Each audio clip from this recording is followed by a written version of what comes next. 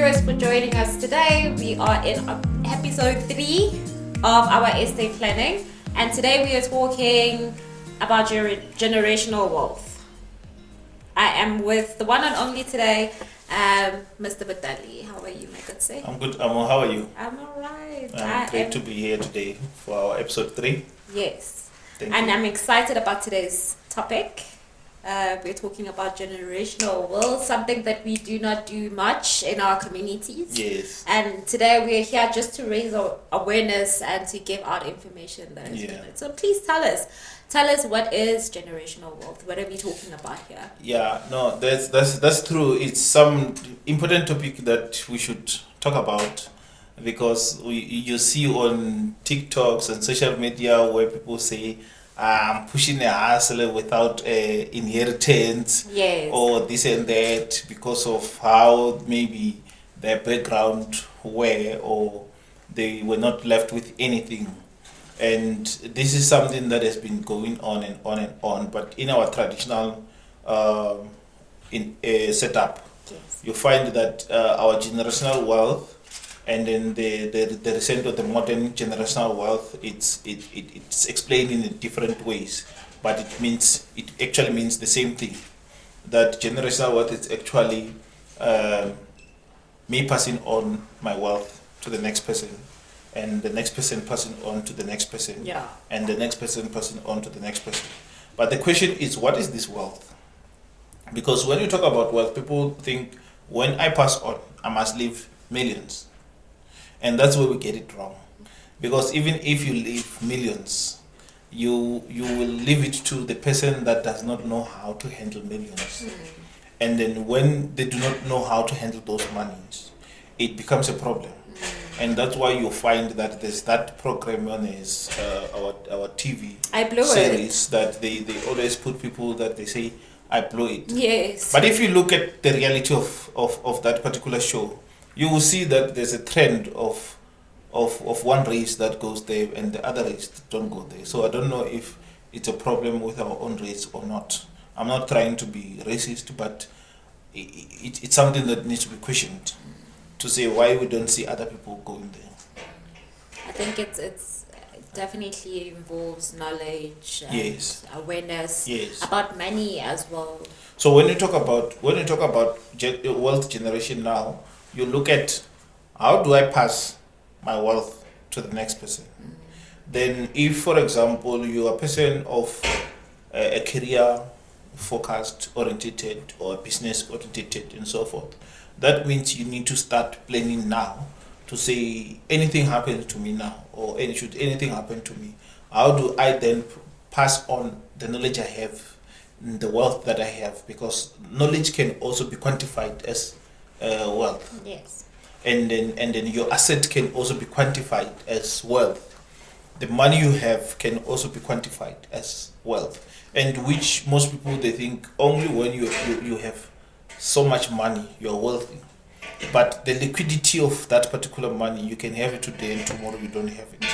Other than the comparison of a knowledge or the asset you have, it might take you longer to have such, because you never crash your mind unless if you are declared mentally incapable.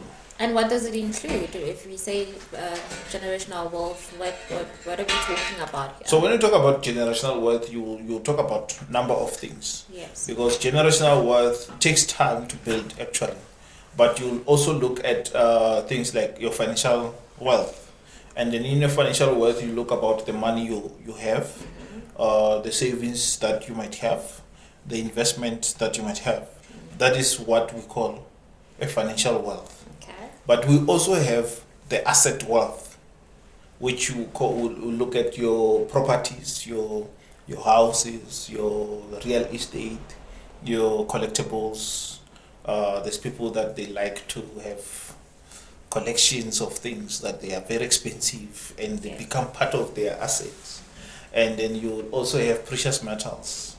You can collect gold and so forth, and you can hold it. I have some few grams of gold that I always just open and check if they're still there, but I know it holds some sense of value, of which it can be categorized as an asset as well.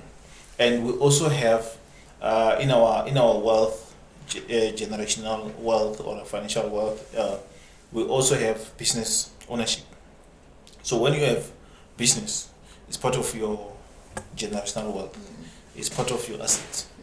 And then you can also categorize it as this is part of my generational wealth that I can build it, I can sell it and rebuild it, or I can build it and pass it to the next person. And you have intellectual property. Yes. You can have ideas that you patent, you can have ideas that you copyright, you can have ideas that you trademark, or the names that you trademark, or the business that you do the same. Your intellectual property. It becomes your intellectual property that it holds value, and you can sell it to the next person, or you can pass it to the next person. So it's part of what we call generational wealth.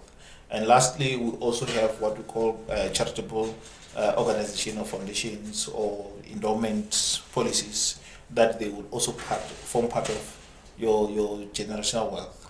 So all these things, when we talk about all of them, it means that and over and above, you will need a financial planning. And then on your financial planning, when you deal with your estate planning, that's where now you will categorize all of them to say this is part of my wealth, or this is comprehensive wealth that I have, or that I've been building, or that I'm building. And then now you need to look at things like, how do I protect it? How do I protect my wealth? And then you look at most people, when you talk about protecting, they'll talk about a will. But in a will, it only tells you when you die. And then remember, you can pass on your generational wealth even when you're still alive. There's time where you say, now I need to step down to whatever I'm doing, whether it's your business or your work or your career or so forth. But you need someone to take on and take over and continue with whatever you were doing. Yes. That it can happen even when you're still alive. It can happen that maybe you are physically impaired and you cannot continue to do what you are doing on a daily basis, of which you would need the next person to take on and continue with what you were doing. Or maybe you had an accident and now you are physically disabled. You would not be able to continue to do what you've been doing all over. So you need to plan. When you do estate planning, you need to plan on all these circumstances to see if this happens or that happens or that happens. And the worst case scenario, it's when I die. Because I think one of the certainty that we have in this life is all of us are going to die. But when I die, then what happens to the properties that I have, the wealth that I've been building, and so forth and so forth. And that means now we need to look at involving the people that we think they'll be able to take on going forward. Yes. And how, for someone who wants to build a financial portfolio, Yeah. how do you go about it? Where do we start? Is there any simpler way to begin? Yes, I will answer it as a yes or no, because there's no simpler way of dealing with money. Because remember, money involves a number of things. One, it involves your emotions. It involves your emotional intelligence. Yes. It involves your mindset. How your mindset is developed, how your mindset is built around the sense of money, how you value money. Yes. Before you can talk about any plan or any step you can take. But how you value money, it's one of the crucial elements that you need to look at. To say, if I lose 10 rand now, do I feel the same as I lost 1,000? Or if I lost 1,000, would I feel the same as I lose 1,000,000? And then what are the elements there? How do I value 10 rand as opposed to valuing 1,000,000? You need to have that emotional intelligence of the money. There's this number of books that one would want to read about the emotionally intelligence around money and so forth and so forth. But practically, again, when you come to practical way of building financial portfolio, one of the biggest issues that our generation and the previous generation and what we're trying to cut towards the next generation is that we live off debts. And I think we were built in such a way that if you don't have debts, you feel like you're not living enough.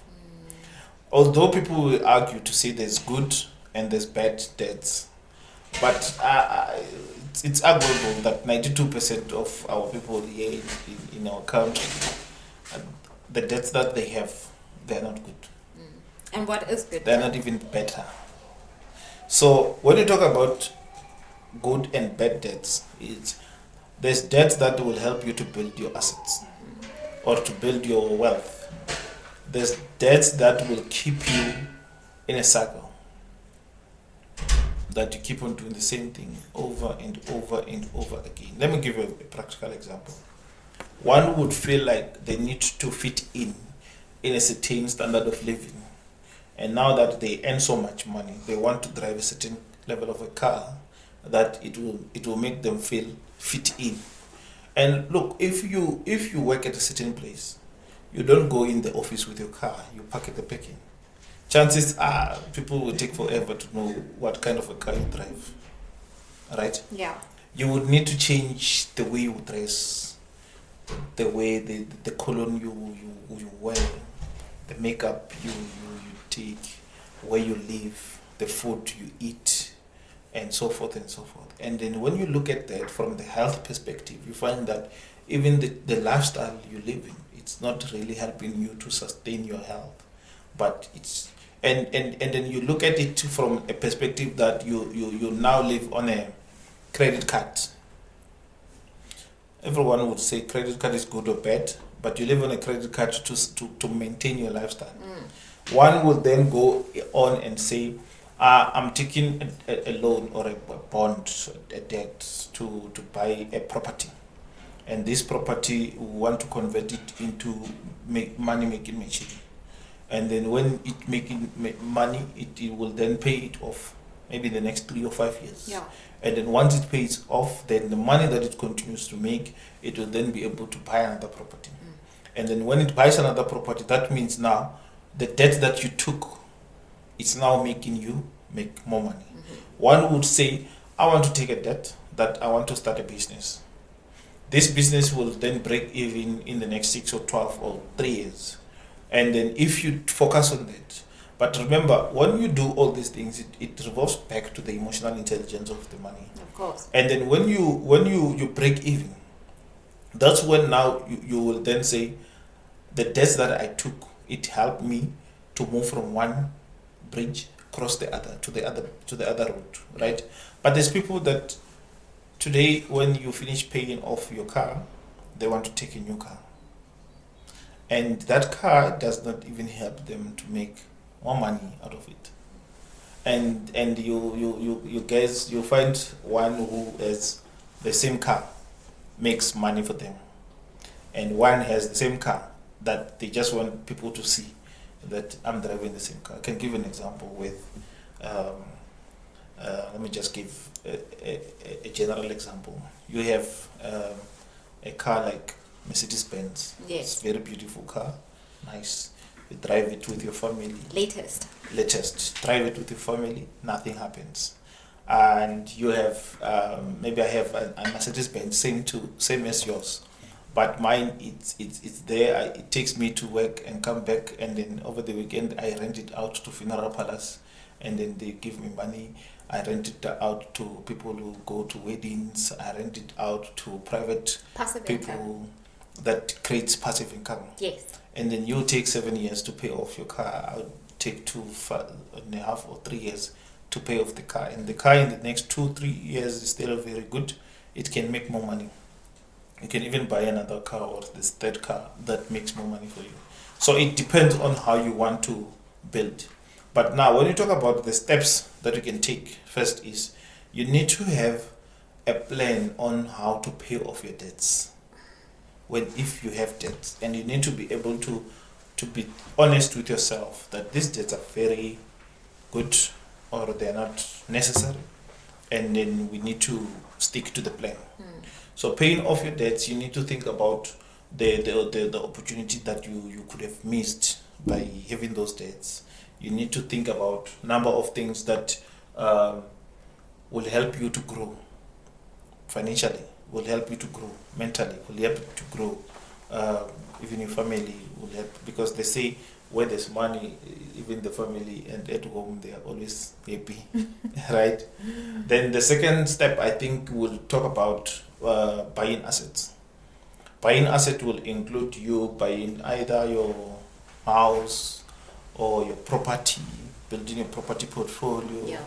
Or in the property portfolio now, there's a number of things you can do. Like you can buy a house in a urban area where you do Airbnb, and then you generate money. You can place it on your Airbnb website or so on. Or you can just buy a property and rent it out, or convert into multi-let and so on. You can buy a land, sell it, or you can buy and keep and sell it later. You can buy a number of things that will help you to increase your assets. And not necessarily a house or not necessarily a property, but there's a number of things that you can look at that will help you to build your asset portfolio. Then that means once you finish paying off your debts, now you need to start buying things that will help you to shape up your financial portfolio. Yeah, to put liquidity in your Yes. asset. Yes, and then the third steps now will look at you starting to have long-term investment. So when you talk about long-term investment, people confuse the two to say you need to have traditional investment where you go to the bank or you go to a financial advisor and they give you a form and say sign here without even knowing what you're signing for. But there's hundreds ways of investing in the long term. There's number of ways investing in the long term. So when we deal with that, we always say we different in terms of considering what type of investment you can invest, because from the legal background and the financial background, we look at it from a different perspective than just any financial advisor will just tell you, here's a financial investment that you pay 1,000 rand a month and then that's it. Okay. You come back after 5 years or 10 years or 15 years, and that's how your money will You grow have interest. with 4% or 8% or 9%. And you might find that someone who is investing the same amount or doing something different in a long-term vision, they can make 3-4 times more profit than the traditional way of doing things. So it also depends on person to person. It also depends on your appetite. That's why when we deal with the estate planning or financial advice, we deal with 6 steps of financial advice, where we first find out, gather your information, find out what are your needs. And then while we find out what are your needs, we also check your appetite in terms of the risk, whether you are the moderate risk taker or you're the conservative risk taker or you're the aggressive risk taker. And then the level of your understanding, whether you understand the investment part of it or you don't understand investment part, that gives us an idea to say, is this person be able to follow the instruction or the advices or the recommendations that we give them to say they'll do so, or this person will depend entirely on us as financial advisors or legal advisors to say this is what we need to do. So it's never one size fits all. Yeah. But the bottom line is you need to start having long-term investment. So we can both achieve long-term investment from different vehicles in that fashion. And then obviously you will also look at now another step that you can do is to put an estate plan in place. And an estate plan, having an estate plan in place now, it talks about 2 elements.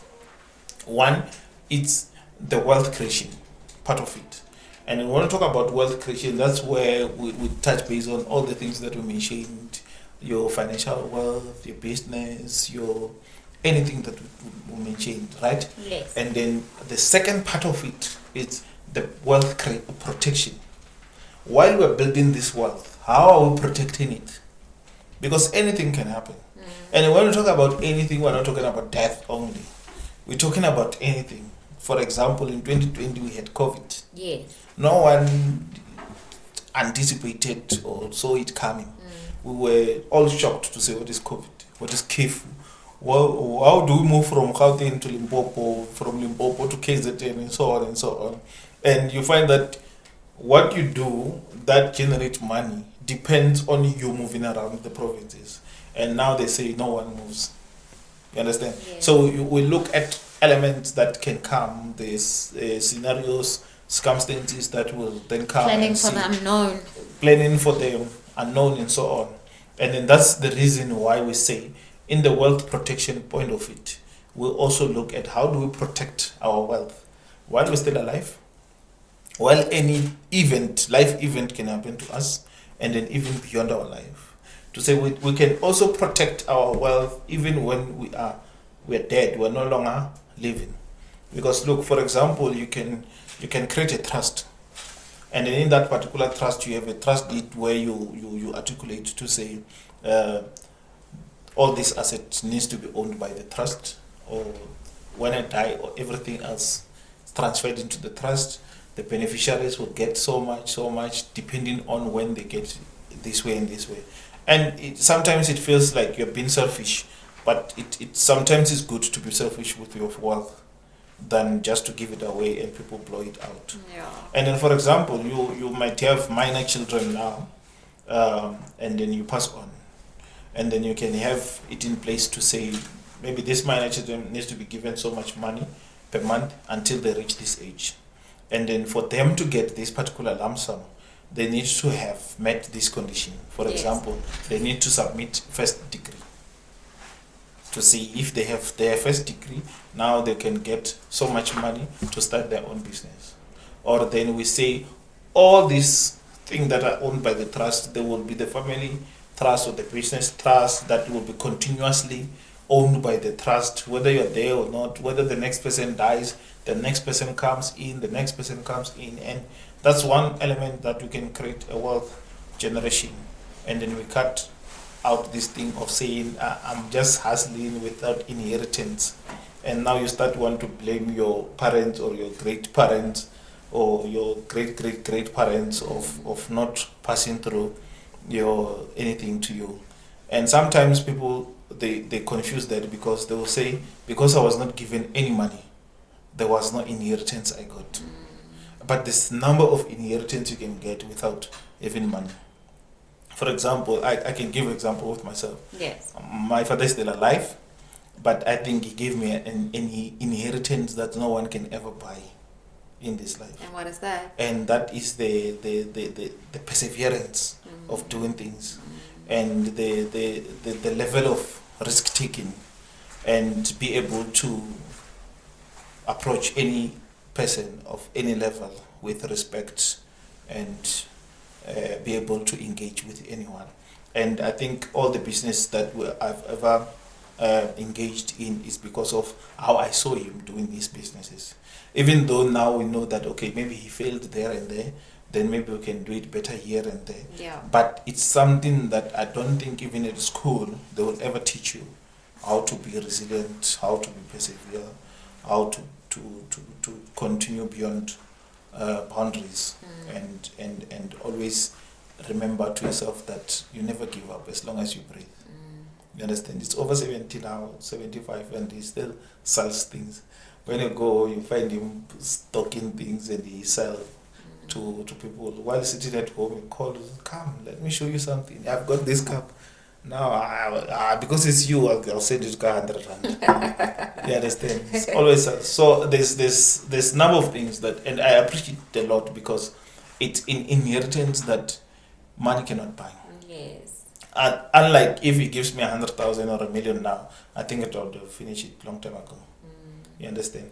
And then the other step that I think would be the last step in terms of building your financial portfolio will be sharing your wisdom, of which is what I was just saying now to say. We need to be able to involve our people.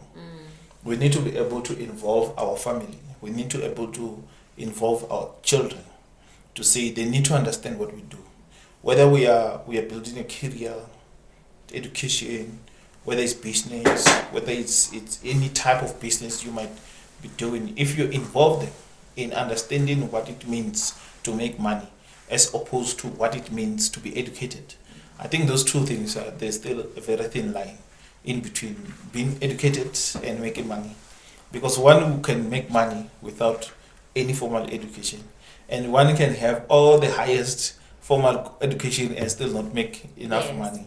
So I think we need What you to do with the knowledge. what you do with the application of the knowledge is more Yeah. critical of how you need to do that. And while you share your knowledge, your financial knowledge with your children, that's where they will be involved, more involved in say, but now things are changing.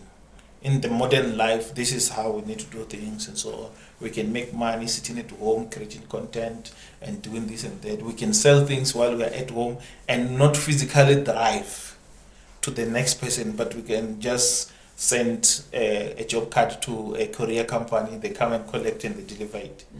Or we just sell something from whether it's China and they deliver it straight to the customer without us physically being there. So there's a number of things that you can do to share financial knowledge with your children. And in doing so, you need to, I think even in the Bible is there, that you need to give this wisdom. But the pass on wisdom. But the problem is our people who read Bible too much. They currently read it in a business way of doing money for themselves, not really passing the knowledge that is intended to be passed.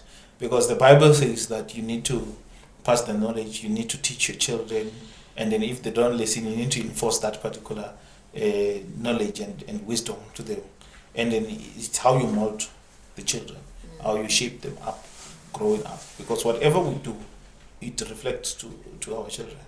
Whether we tell them or we don't, but whatever we do, it reflects to our children. So those are the things that we would need to do to build a financial portfolio, of which maybe to summarize will be to pay off your debts, which is critical.